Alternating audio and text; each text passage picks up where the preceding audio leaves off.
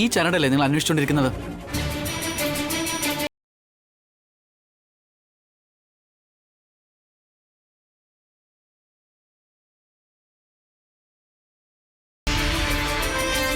അതെ അനിയ, അത് തന്നെയാ. നിങ്ങൾക്ക് എവിടെന്നാ കിട്ടിയത്? നേരത്തെ ആ താലി കിട്ടിയ സ്ഥലത്ത് അന്വേഷിച്ചപ്പോ കിട്ടിയതാ. ഇനി ഞങ്ങളാണ് ഇത് എടുത്തേന്ന് പറയണ്ട, അല്ലെങ്കിൽ ഇവിടെ ചിലർക്ക് നാക്ക് കുറച്ച് കൂടുതലാ. ശരിയായ സമയത്ത് തന്നെ ചരടുകൾ കൊണ്ടുവന്നു. പൂജാരി, പെട്ടെന്ന് തന്നെ അത് അവർക്ക് കെട്ടിക്കൊടുക്ക്.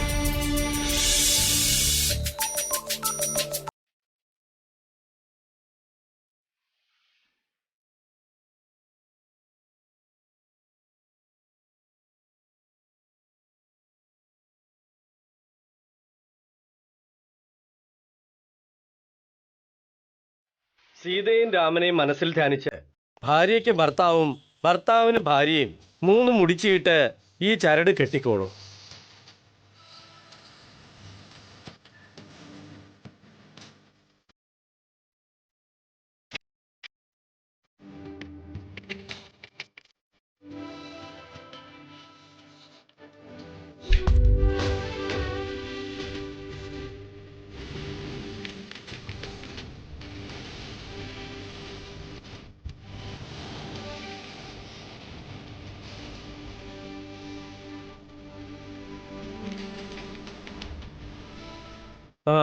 ഇനി എല്ലാവരും എഴുന്നേറ്റ് സന്നിധിയിലേക്ക് വരൂ. ആരതി ഒഴിയാ.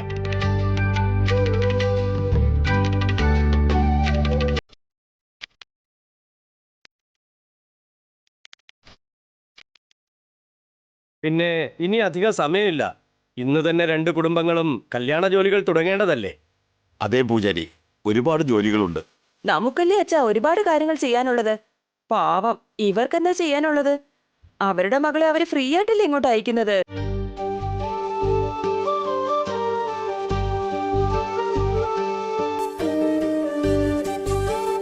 അങ്ങനെ അലക്ഷ്യമായി സംസാരിക്കരുത് സ്വാതി. ഇത് അവരുടെ വീട്ടിൽ നടക്കുന്ന ആദ്യത്തെ കല്യാണോ? ആദ്യ കല്യാണം തന്നെ ഇത്രയും ചീപ്പായിട്ട് നടത്തിയ അടുത്ത് നടക്കാൻ പോകുന്ന കല്യാണമൊക്കെ വെറുതെ രജിസ്റ്റർ ഓഫീസിൽ പോയി ഒപ്പിട്ട് നടത്തുമായിരിക്കും. ഞങ്ങൾ അത്രയ്ക്ക് ദാരിദ്ര്യത്തിലൊന്നും അല്ല. ഞങ്ങളുടെ കയ്യിലുള്ളത് വെച്ച് ആചാരങ്ങളോട് കൂടി ഞങ്ങൾ കുട്ടിയെ അയക്കും. ആചാരങ്ങൾ എന്ന് പറഞ്ഞാ എങ്ങനെയാ?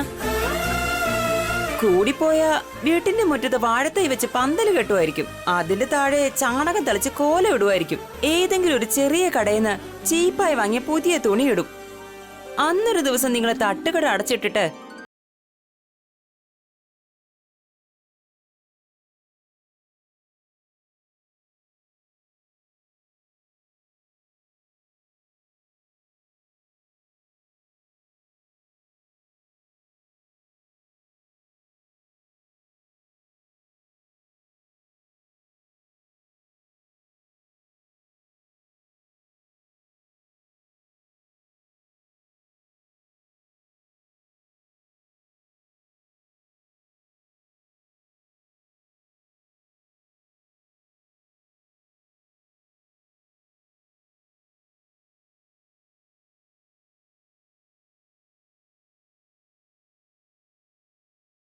ഇങ്ങനെ ചീപ്പായി നടത്തിയെന്നും ആരെങ്കിലും ചോദിച്ചാ?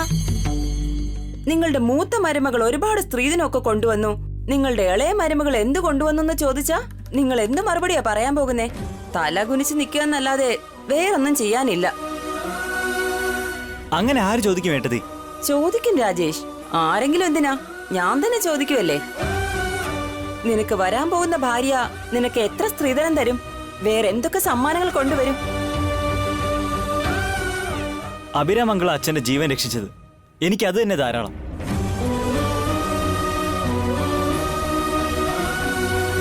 സ്ത്രീധനം വേണ്ട, ശരി, എന്തെങ്കിലും സമ്മാനമെങ്കിലും കൊണ്ടുവരണമല്ലോ. ഇവളിട്ടിരിക്കുന്ന സ്വർണം പോലും ഫേക്ക് ആണെന്നാ എനിക്ക് തോന്നുന്നേ.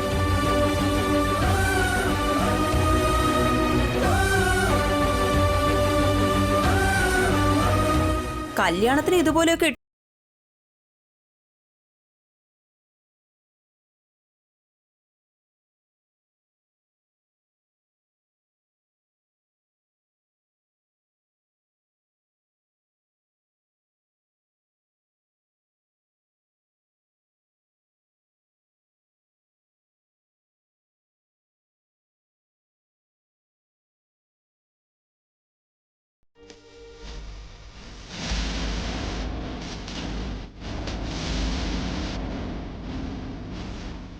ആലോചിച്ച് പറ മോളെ. 70 പവൻ സ്വർണം വാങ്ങാൻ ഒരുപാട് പണം ചെലവാകും. അത് ഞങ്ങളുടെ പ്രശ്നം, ഞങ്ങൾ നോക്കിക്കോളാം. ഞങ്ങളുടെ കുട്ടിയെ ഞങ്ങൾ നല്ല രീതിയിൽ അയക്കും. ഇപ്പൊ വാക്ക് കൊടുത്തിട്ട് പിന്നെ വാക്ക് തെറ്റിച്ചാൽ നന്നായിരിക്കില്ല. നീയും ഒരു മരുമകളല്ലേ. ബന്ധുക്കളോട് പിണങ്ങിയാൽ എങ്ങനെയിരിക്കുമെന്ന് നിനക്ക് തന്നെ അറിയാമല്ലോ. എന്റെ മരുമക്കൾ 3 പേരും ബന്ധുക്കളായിട്ടല്ല കഴിയുന്നേ, സഹോദരിമാരെ പോലെയാ. മുത്തശ്ശി പറയുന്ന കാര്യങ്ങളൊന്നും ഇവർക്കിടയിലില്ല. അതെ, ആ കാര്യത്തിൽ ഞങ്ങൾ വളരെ ഭാഗ്യവാന്മാരാ. എന്റെ മൂത്ത മരുമകളുടെ മകളെ രണ്ടാമത്തെ മരുമകൾ തന്റെ മകളാണെന്ന് പറയുമ്പോ അവർ തമ്മിലുള്ള ബന്ധം എത്രത്തോളമാണെന്ന് നിങ്ങൾക്ക് തന്നെ മനസ്സിലായി കാണുമല്ലോ. ഞങ്ങൾ പറയുന്നത് നിങ്ങളുടെ കുടുംബത്തെ പറ്റിയല്ല, ഞങ്ങളുടെ വീട്ടിലെ ആദ്യത്തെ മരുമകളെ പറ്റിയാ. ഞങ്ങളുടെ വീട്ടിൽ രണ്ടാമത്തെ മരുമകളായി വരുന്ന നിങ്ങളുടെ പേരക്കുട്ടിയെ കുറിച്ചാ. വലിയ കൂടിനടുത്ത് വലിയ കൂട് തന്നെ ഉണ്ടാവണം. ചെറിയ കൂടുണ്ടായാൽ പ്രശ്നങ്ങളുണ്ടാകാം. നിങ്ങൾക്ക് ഒരു പ്രശ്നവും വരാതെ ഈ ഞാൻ നോക്കിക്കോളാം. പ്രായമുള്ളവരായതുകൊണ്ടാ ഇങ്ങനെയൊക്കെ പറഞ്ഞു പോകുന്നത്. നിങ്ങൾ ഞങ്ങളുടെ നന്മയ്ക്ക് വേണ്ടിയാണ് പറയുന്നതെന്ന് ഞങ്ങൾക്ക് നന്നായിട്ടറിയാം. വസുന്ധര വാക്ക് കൊടുത്തതുകൊണ്ട് ആ വാക്ക് ഞങ്ങൾ തീർച്ചയായിട്ടും പാലിക്കും. ഞങ്ങളുടെ മകൾ 70 പവൻ സ്വർണവുമായിട്ടായിരിക്കും നിങ്ങളുടെ വീട്ടിലേക്ക് വരുന്നത്.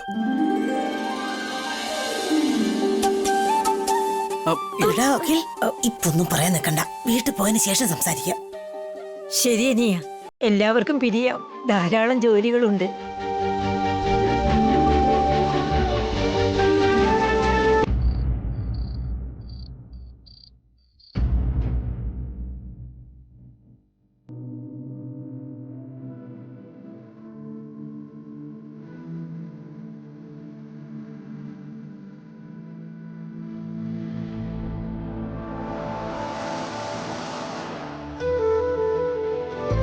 എഴുപത് പവന്റെ ആഭരണം എന്ന് പറഞ്ഞാ അതിന് ഒരുപാട് കാശ് ആവശ്യമുണ്ട്.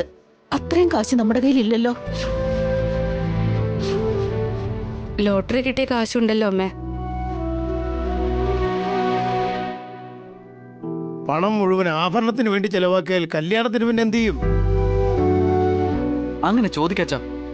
ബസ്സു അടുത്തേക്ക് പേര് കിട്ടാൻ വേണ്ടി 70 പവന്റെ ആഭരണമൊക്കെ കൊടുക്കാന്ന് പറഞ്ഞ മുമ്പും പിമ്പും ആലോചിക്കാതെ പറയാ. നമ്മൾ എവിടെയാണെന്നും നമ്മുടെ അവസ്ഥ എന്താണെന്നും മനസ്സിലാക്കി വേണം വാക്കു കൊടുക്കാൻ. അവരിളക്കി വിട്ടപ്പോ വസുവേട്ടത്തി തുള്ളാനും തുടങ്ങി. പൊങ്ങച്ചം പറയാൻ പോയാ ഇങ്ങനെയുള്ള പ്രശ്നങ്ങളിൽ പെടും.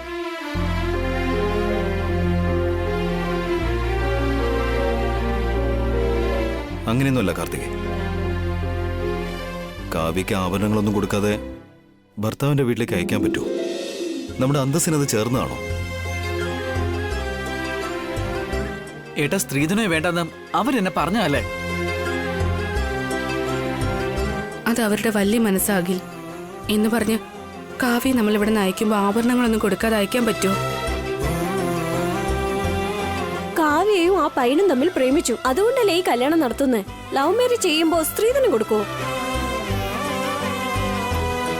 നീയും അഖിലിനെ പ്രേമിച്ചു തന്നെയല്ലേ കല്യാണം കഴിച്ചത്? ഞങ്ങൾ സ്ത്രീധനം വേണ്ടാന്നും പറഞ്ഞു. എന്നിട്ട് നീ വെറുകയോടെയല്ലോ വന്നത്.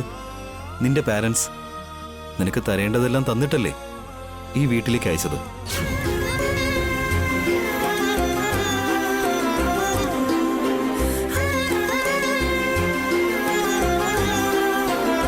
കാർത്തികയുടെ വീടിന്റെ അവസ്ഥ വേറെ, ഇപ്പൊ നമ്മുടെ വീടിന്റെ അവസ്ഥ വേറെ ഏട്ടാ.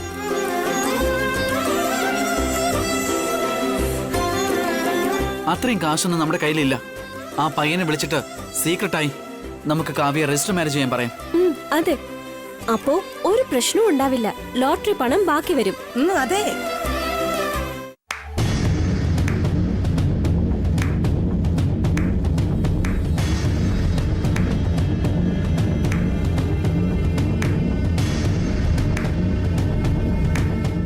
ആഹാ, എത്ര നല്ല മരുമകൾ, എത്ര നല്ല മകൻ. കേട്ടില്ലേ ജയന്തി, അത്ഭുതമായ ഐഡിയ പറഞ്ഞത്.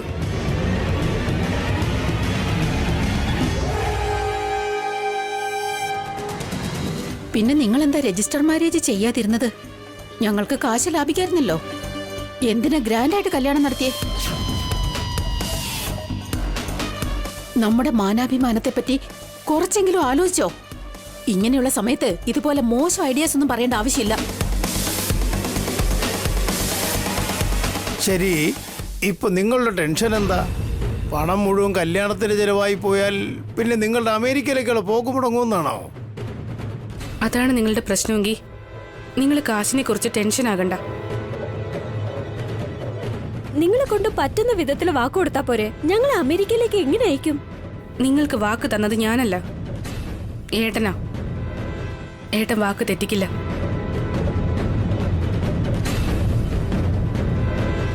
കാവ്യയുടെ കല്യാണത്തെക്കാളും നിങ്ങൾക്ക് അമേരിക്ക പോകുന്നതാണോ വലുതെങ്കിൽ? നമ്മൾ ചെറിയ കുട്ടികളൊന്നും അല്ല ഏട്ടാ. എല്ലാവർക്കും സ്വന്തം കാര്യം തന്നെയാ വലുത്.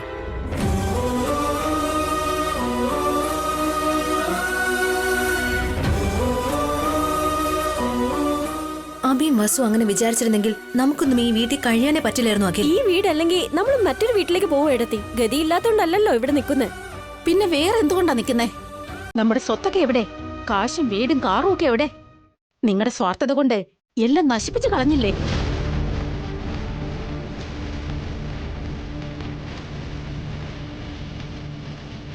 ആ ഇപ്പൊ അതൊന്നും പറയണ്ട അമ്മേ.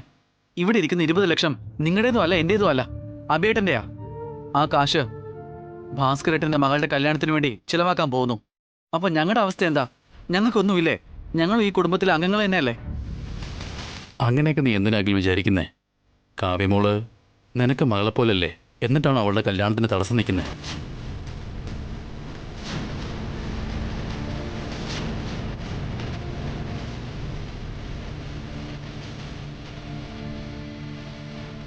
ഭാസ്കരേട്ടൻ തെറ്റിദ്ധരിച്ചിരിക്കുക. ഞങ്ങൾ ആരുടെയും കല്യാണം തടയാൻ വന്നിട്ടില്ല. ഞങ്ങളുടെ ഭാവിയെ കുറിച്ചാ ചോദിച്ചത്. നീ ഒരു സ്ത്രീയല്ലേ കാർത്തികേ? നിനക്ക് കാവ്യയുടെ കല്യാണമാണോ വലുത്, അതോ അമേരിക്കയിൽ പോകുന്നതാണോ വലുത്? നിങ്ങളുടെ മകളുടെ കല്യാണം നിങ്ങൾക്ക് പ്രധാനമാ, അതുപോലെ ഞങ്ങളുടെ കാര്യം ഞങ്ങൾക്കും പ്രധാനമാ.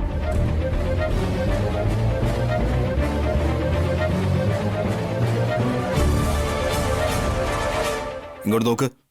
കാവ്യക്ക് 70 പവൻ സ്വർണം കൊടുത്തേ മതിയാവും. അതിൽ യാതൊരു മാറ്റവുമില്ല.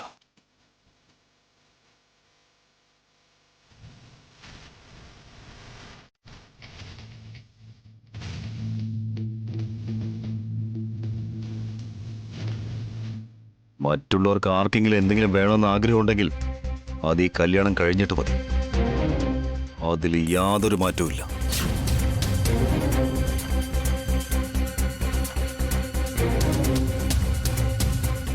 നാളെ നമ്മൾ ഷോപ്പിങ്ങിന് പോകുന്നു. ആഭരണങ്ങളും വസ്ത്രങ്ങളും എല്ലാം വാങ്ങുന്നു. ഓക്കെ?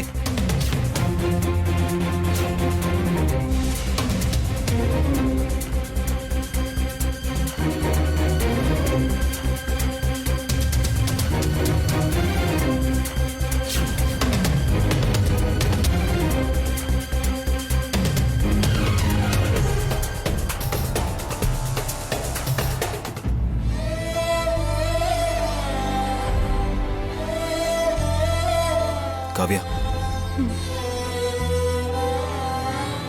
എല്ലാം ഞാൻ നോക്കിക്കോളാം മോളെ. You don't worry. ഓക്കെ?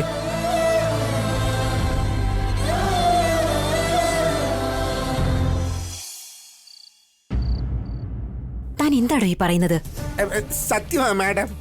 രാവിലെ 2 ഫാമിലി അമ്പലത്തിൽ പോയായിരുന്നു. സീതാരാമ കല്യാണവും നടത്തി. അവിടെ വസുന്ധര കല്യാണ പെണ്ണിന് 70 പവൻ ആഭരണം ഇടാന്ന് പറഞ്ഞിരിക്കുക. അവളത് എങ്ങനെ സമ്മതിച്ചു? അവളുടെ കയ്യിൽ വെറും 20 ലക്ഷം രൂപ മാത്രമല്ലേ ഉള്ളൂ. ആഭരണങ്ങൾക്ക് ഇത്രയും കാശ് ചെലവാക്കിയ പിന്നെ കല്യാണം എങ്ങനെ നടത്തും? ഈ കാര്യം പറഞ്ഞ അവരുടെ വീട്ടിൽ വലിയ വഴക്ക് കിടക്കുന്നത്. കാശ് മുഴുവൻ കല്യാണത്തിന് വേണ്ടി ചെലവാക്കിയ ഞങ്ങളെ എങ്ങനെ അമേരിക്കയ്ക്ക് അയക്കുമെന്ന് അഖിലും കാർത്തികയും ഒരുപാട് പ്രശ്നം ഉണ്ടാക്കുന്നു. വീട്ടിലുള്ള ബാക്കി എല്ലാരും എന്താ പറഞ്ഞേ? കല്യാണം കഴിഞ്ഞിട്ടേ എന്തായാലും ചെയ്യുള്ളൂന്ന് അഭിരാം വളരെ വ്യക്തമായി പറഞ്ഞു. പാവം അഖിലും കാർത്തികയും വളരെ അധികം ഹേർട്ടായി മാഡം. ആ കുടുംബത്തെ കാണുമ്പോ എനിക്ക് എന്നെ വളരെ ദയ തോന്നുക.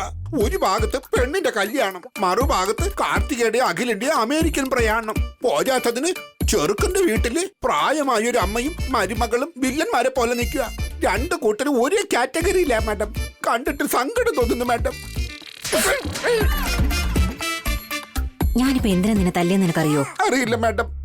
സിംഹം ഒരിക്കലും താൻ വേട്ടയാടാൻ പോകുന്ന മൃഗത്തിനോട് അലിവ് കാണിക്കാറില്ല. പക്ഷെ ഞാൻ സിംഹമല്ലല്ലോ മാഡം. സിംഹത്തിന്റെ പിന്നാലെയുള്ള കുറുനരി ആയാലും ശരി, അലിവ് കാണിക്കാൻ പാടില്ല. അങ്ങനെ അലിവ് കാണിച്ച പട്ടിണി കിടന്ന് ചാവേണ്ടി വരും. ഇപ്പൊ എനിക്ക് മനസ്സിലായി മാഡം. അങ്ങനെ പറയല്ലടാ. എനിക്ക് അമേരിക്കയിലേക്ക് പോണം. ഒരു രണ്ടാം കല്യാണം നടക്കണം. ഒരുപാട് സ്വപ്നങ്ങളും ആഗ്രഹങ്ങളും ഉണ്ടടാ. അതൊന്നും ഈ ജന്മത്തിൽ നടക്കാൻ പോകുന്നില്ല ആന്റി. വസുവേട്ടത്തിയും അഭിയേട്ടനും കൂടി നമ്മുടെ സ്വപ്നങ്ങളെ ആഗ്രഹങ്ങളെയും തകർക്കുകയാണ്. നമ്മൾ അമേരിക്കയിലേക്ക് വിടാനുള്ള പ്ലാനൊന്നും അവർക്കില്ല. നമ്മുടെ സമയവും ഇവിടെ ഇരിക്കുന്ന കാശ് അവർ വെറുതെ വേസ്റ്റ് ചെയ്യാൻ പോവാ. ലോട്ടറി കാശ് മുഴുവനും ആ 70 പവൻ ഗോൾഡ് വാങ്ങാൻ കൊടുത്താ നമുക്ക് അമേരിക്കയിലേക്ക് എങ്ങനെ പോകാൻ പറ്റും? വീട്ടിലുള്ള കാശ് വെച്ച് 70 പവൻ വാങ്ങാൻ കഴിയില്ലടാ. അതിന് ഇനിയും കാശ് വേണം. അതാണല്ലോ എന്റെ പേടി. കല്യാണം നടത്താനും പണം വേണമല്ലോ. അപ്പോ എവിടെന്നെങ്കിലും കടം വാങ്ങേണ്ടി വരും. അത് കഴിഞ്ഞാ എല്ലാവരും ചേർന്ന കടം വീട്ടുകയും വേണം. അതിന് നമ്മൾ തന്നെ ഇഡ്ഡലിയും ദോശയും വിൽക്കേണ്ടി വരും, പ്ലേറ്റും കഴുകേണ്ടി വരും. നമ്മുടെ ജീവിതം തീരുന്നു. ഇവിടെ വച്ച് മരിക്കേണ്ടി വരും. നിങ്ങൾ എങ്ങനെ പറഞ്ഞ എന്റെ അവസ്ഥ എന്താവൂടാ? ഇളയമ്മ ഞങ്ങൾക്ക് മുന്നേ മേലോട്ട് പോവുമല്ലോ. നിങ്ങളുടെ രണ്ടാം കല്യാണത്തിന്റെ ആശ നടക്കാനേ പോകുന്നില്ല. അയ്യോ അങ്ങനെ പറയല്ലടാ, അങ്ങനെ പറയല്ലടാ. എന്തെങ്കിലും ഒന്ന് ചെയ്യടാ. നമുക്ക് അമേരിക്കയിലേക്ക് പോയേ പറ്റൂ. എന്ത് ചെയ്യാനാ ആന്റി? വീട്ടിലിരിക്കുന്ന കാശ് മോഷ്ടിക്കാൻ പറ്റില്ല. അവര് വളരെ ശ്രദ്ധയോടെ ഇരിക്കുന്നെ. നമ്മുടെ കയ്യില് വേറെ പ്ലാൻ ഒന്നുമില്ല. ഒരു വഴിയുണ്ട്,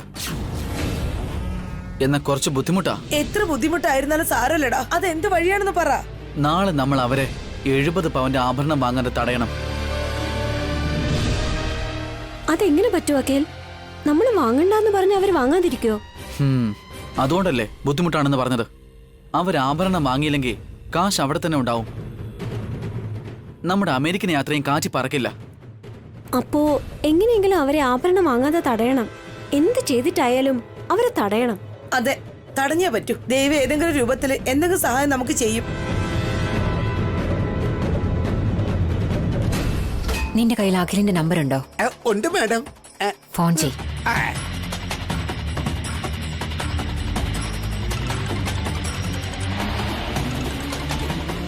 ഹലോ ഹലോ, ആരാ? ഞാനാണ് സാർ, MLA PA. എന്തിനാ ഈ സമയത്ത് വിളിക്കുന്നേ? ഞങ്ങളുടെ കാവേരി മാഡം നിങ്ങളോട് സംസാരിക്കണമെന്ന് പറഞ്ഞു. എന്തിനാ? നിങ്ങൾ വീട്ടിലേക്ക് വന്നാൽ എന്താണെന്ന് പറയും.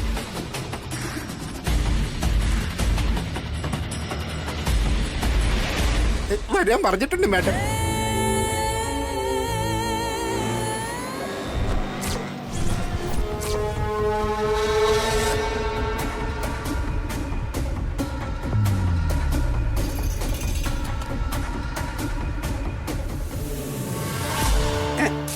ഇരിക്കണം അഖിൽ. എന്തിനാ വരാൻ പറഞ്ഞത്? നിങ്ങൾ എന്താ US പോകാൻ പോകുന്നേ? ഇനി അതിന്റെ കുറവേ ഉള്ളൂ ബാക്കി. എന്തുപറ്റി? നിന്റെ അഭിയേട്ടനും വസുവേട്ടത്തെയും നിന്നെ അമേരിക്കയിലേക്ക് വിടാൻ പോവാണെന്ന് പറഞ്ഞിരിക്കുകയായിരുന്നില്ലേ? ആദ്യം കാവ്യയുടെ കല്യാണം നടത്താനാണ് നോക്കുന്നത്. അത് കഴിഞ്ഞ് മാത്രം ഞങ്ങൾ അമേരിക്കയിലേക്ക് വിടും. ഉള്ള പണം മൊത്തം കല്യാണത്തിന് വേണ്ടി ചെലവഴിച്ച പിന്നെ നിങ്ങളെ എങ്ങനെയാ പിന്നെ അമേരിക്കയിലേക്ക് വിടുന്നത്? അത് തന്നെ ഞങ്ങളുടെ സങ്കടവും. എന്ത് ചെയ്യണമെന്നൊരു പിടുത്തവും കിട്ടുന്നില്ല. ശരി, ഞാൻ നിന്നെ അമേരിക്കയിലേക്ക് പോകാൻ സഹായിക്കട്ടെ. സത്യമാണോ ഈ പറയുന്നത്? ഞാൻ നിന്റെ ചേട്ടനെ പോലെയൊന്നുമല്ല. വാക്ക് പറഞ്ഞ അത് ഉറപ്പായിട്ട് നിറവേറ്റും. ഒരുപാട് നന്ദിയുണ്ട്. നിങ്ങളുടെ ഏട്ടനും ഞങ്ങളെ അമേരിക്കയിലേക്ക് വിടാന്ന് പറഞ്ഞതാ. അതിനുള്ളിൽ എന്തൊക്കെയോ സംഭവിച്ചു കഴിഞ്ഞു. ഡോണ്ട് വറി, ഞാൻ നിന്നെ സഹായിക്കാം. അതിന് പണം വേണ്ടേ? പണം നിങ്ങളുടെ വീട്ടിൽ തന്നെ ഉണ്ടല്ലോ. 20 ലക്ഷം. അത് നിനക്ക് മോഷ്ടിച്ചൂടെ? ബുദ്ധിമുട്ടാ. നേരത്തെ അതിന്റെ പണി തുടങ്ങി ഞങ്ങൾ ആകെ പെട്ടുപോയതാ. അപ്പൊ അന്ന് വീട്ടിൽ കണ്ട കള്ളന്മാര് നിങ്ങളായിരുന്നോ? ഈ തവണ അങ്ങനെ നടക്കില്ല. Okay madam.